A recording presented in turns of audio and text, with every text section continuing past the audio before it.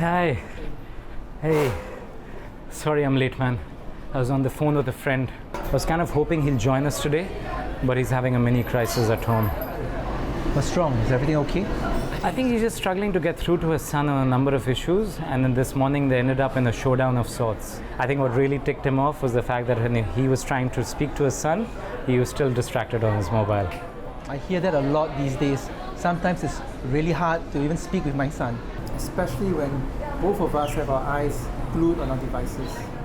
I'm not surprised, Ash. We do live in a highly distracted, attention-starved world. Well, they call it the digital age, where all of us are connected. But connected with whom, Ash? With everyone far, far away and disconnected with those around us? Yep, that's one way of looking at it.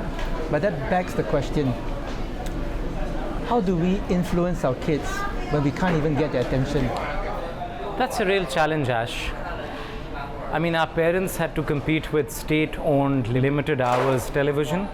But in today's day and age, you and I need to compete for attention with Hollywood standard production values available at the touch of a button 24/7 on YouTube. So don't you think as dads we need to really up our game? Speaking of YouTube, another reality that's staring down at us are micro-influencers. They're influencing our kids faster and deeper than we think. Micro-influencers? What do you mean, Ash? Well, my kids follow a few heroes on YouTube and Instagram. I don't even know who these people are, what are their values, what are their ideas, and often they are sharing very polarized views in a very polished way, influencing our kids right under our noses. So doesn't that heighten the need for dads to get more involved, to kind of neutralize all these external influences? Yes, but how? Well, I don't get most things right, Ash, but one experiment that's kind of working for me is about using the art of storytelling in my everyday life as a dad. Yeah, you're a marketer. That's what you do for a living. Precisely, Ash. As a marketeer, I'm in the business of driving behavior change. Okay. And if I can get total strangers to like my brand, why can't I use the same technique on my kids? And it's kind of working. Really? How? Well, first I pick a time carefully, like bedtime. It's the last hour of the day before lights go off, and that's when the kids are least distracted and they have nowhere to go. And? Then I introduce characters that can tell stories, and stories that relate back to the struggles that they have been experiencing. Okay.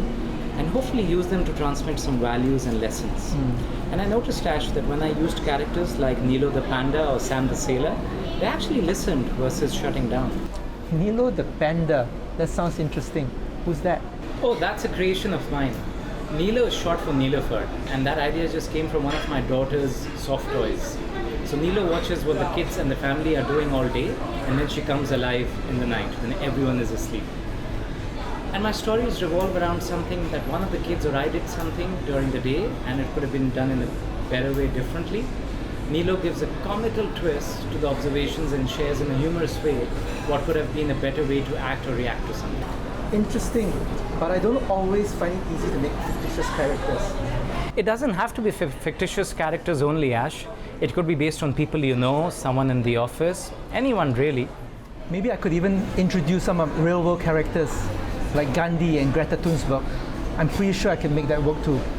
Just 15 minutes a day is all you need. Can't do that? Start with 15 minutes a week.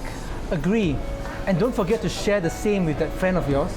I bet that he too will bond better and shape his child's point of view. Oh yes, I know he was really struggling this morning. I'm sure this could help him. So share with us your stories. Try it out for yourself. Could storytelling help you bond better with your kids?